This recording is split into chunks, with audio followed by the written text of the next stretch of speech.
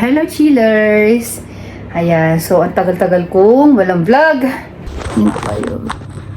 Ayan, so i-update ko po kayo doon sa bahay nila Itay. Mga vlog ko po ko nung nakaraan kasi tungkol sa pagpatayo niya ng baklad sa Quezon. So update ko kayo doon. Sa ngayon po ay palagi naman po may huli. Araw-araw may huli. Pero yung kitaan po ay talagang sobrang liit lang po. Sa ngayon, hindi pa po talaga totally kumikita.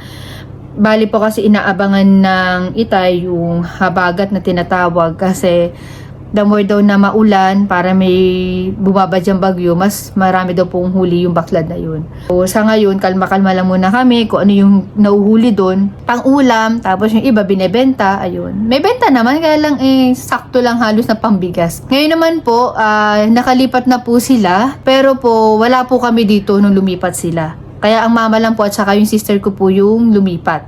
Bali po kasi nasa Sambuanga po kami nung time na yun. Ang Itay po kasi may pamahiin niya sa number, kaya ayaw niyang mabago. So, kung hindi ako nagkakamali, 19 po sila nung lumipat. Yun, dadaling ko kayo ngayon doon. Pero hindi pa po siya totally tapos na tapos ha. Pero pwede na pong tirhan. Hi! Hi! Sa inyo kanilang bagong bahay. Yan. So, ito sa sister ko to. Bagong dating yan. Ano yan? Yan yung business niya. Ukay-ukay.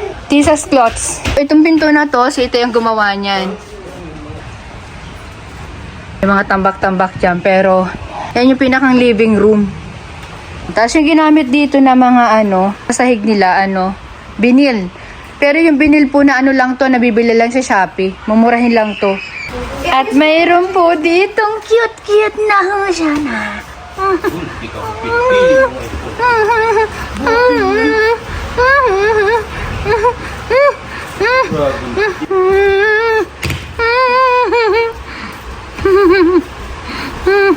Inaaway ako. Ay, shout out kay Ate Ayan. Ito na po. Pasensya na hindi ako nakapag-update talaga. Pero sa wakas, ito nakalipat na sila Itay. Ayan. So, ang mga ginamit lang dyan ng mga pintura ay mga pangmahirap lang. Ang importante, nakalipat na sila. Pinos na talaga nila. Hindi pa po lahat yan may binil. Yung kwarto nila mama, wala pa yan eh. Yan. Pati bed nila, wala pa din. Dito, wala pa rin binil yan. Mayroon lang talaga itong living room, tsaka dun sa badang kusina. Pero yung dulo sa dulo, wala pa din yan. Yung kwarto ng sister ko, ayan. Meron na din. Tapos itong pinto, kasi Itay din ang gumawa niyan. Ayan, palutsina. Ayan. Ayan. Ito, wala pa rin binil. Naghihintay pa ng budget. Ayan. Ayan, may CR yan dun. Pang mayaman. Char. Talagang ginusto ko yung pinto. Ang ganda. Sliding door yan eh. Ayan. Ang layo ng laki ng bahay na to dun sa pinanggalingan nila. Ayan. So, ito naman na to. Matagal na to sa amin. So, ito yung kitchen. Yan. Itago siya dito eh. Yan yung kwarto nila mama. Sana swertehin ngayong week na may dumating na blessings para matapos na yan. Kasi dapat talaga yung matapos na eh. Ito yung CR nila. Ayan. Sa ngayon wala si mama, nasa Quezon. Update ko kayo, 'di ba? Mapasemento ang bahay, mapaplywood, mapakahoy. Kapag pwede nang tirhan nyo na. Kasi unti-unti matatapos din 'yan.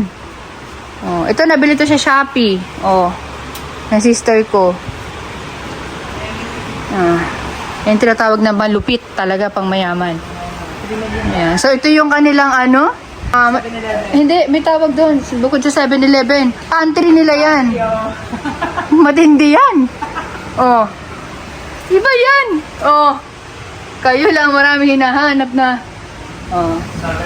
Yan, syempre, hindi mawawala dito yung kanilang mga pahalaman. Pero parang nagtutumal na yung halaman ng Itay dito eh. Ay, magtatanim pala sila dito ng bago. Ayan. Yung sili ng Itay, napakasarap niyan. Legit na labuyo. Kompleto yan dyan. Ang iba kakatanim lang. Ayan. Meron kamatis dyan, may tanglad, hindi nawawala. At talong, talaga hindi nawawala din. Ilog na yan. Yan. Ito naman, nakaabang to. Kapag umulan, papatak yan dito. O, diba? Para makatipid-tipid. Ayan. Yan yung update sa bahay nila. Ano to, wala pa tong katapusan na kalilinis kasi normal po yun sa pag ang bahay ninyo hindi pa tapos. Normal yun na, parang alam hindi natatapos. Yung gusto mo sa Shopee, mag-a-add to cart ka na mag-a-add to cart. Wala katapusan yan. Kami nga, taon kami na minsan nga hanggang ngayon naka-order ka na, mayroon ka na namang gusto na iba. Ayun, so yung stories na sinasabi na matindi rin. Oh.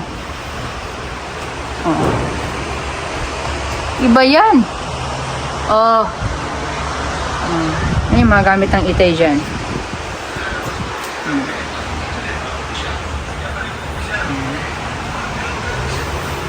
Gumagawa na naman ng kurtina yung kapatid ko. Iba yan! Saan malalagay yan? Dito yan, sa ilalim. Pare, yan dyang Dusit Hotel. Sabi ng Shangri-La Hotel dyan. Ayan. So, yun lang naman yung update. Yan. Oh. At alam mo yun, sa kinahaba-haba ng panahon, natapos din yung bahay nila. I mean, hindi pa tapos. Na ano din, na tirhan din. Kasi, ano po yan as in, grabe yung alalay ko sa bahay na yan. Mabuo lang yung plywood niyan, yung yero niyan. Ate Ann, shout out po. Yan, maraming tulong ang naigawa dyan ni Ate Ann. Lalo na yung kalansay pa yan, as in flooring pa lang yung nilalagay. Siya talaga yung nag-push din na again po, thank you so much po kay Ate Ann. I miss you so much, ate. San siya na, wala tayong masyadong chikahan. Ay, sabi ko sa inyo tsaga-tsaga lang. Makakaraos din kayo. Hindi naman natin kailangan ng sobrang magandang bahay or konkretong bahay. May advice ko lang po sa mga nagpapagawa ng bahay kasi hindi naman po tayo lahat makakapagpagawa ng sementong bahay. Ang sa akin lang po, iba pa rin po yung may sarili kayong bahay. Para din po yan sa damit. Hindi nyo kailangan ng branded na damit. Nasa nagdadala po yan. Okay? As long as wala kayong utang, yan ang importante i-push nyo po yan. Kung ano lang yung kakayanan nyo, matuto kayong makontento. Hindi porke nakikita nyo na, ay, ang bahay ni si Laksing Cheers, ang ganda, ganyan, ganda, ganito, ganyan. Hindi po kailangan. Hindi nyo ako kailangan gayahin o hindi nyo kailangan gayahin yung mga kliyente ko. Pinapakita ko sa vlog na sobrang gaganda na bahay. Mas maganda sana kung ganun, pero i-akma nyo lang po sa source of income ninyo kung ano lang yung kakayanan nyo. Nang hindi po kayo na i-stress. Kasi ang ganda nga ng bahay nyo, super stress naman kayo, wala din. Baka namang swerte lang na matirhan nyo yan ng isang taon, tegi na kayo. Saktuhan nyo lang, kalmahan nyo lang. Ang importante ay hindi na kayo nangungupahan. Yan ang pinaka nakakainis kasi, yung nagbabayad kayo ng upa. Para bang pagkabayad nyo ng upa, panibago na naman. Alam mo yung para lagi na lang kayo hindi mapakali kasi nga, mas na hindi kayo nakabayad ng upa sa bahay, palalayasin kayo.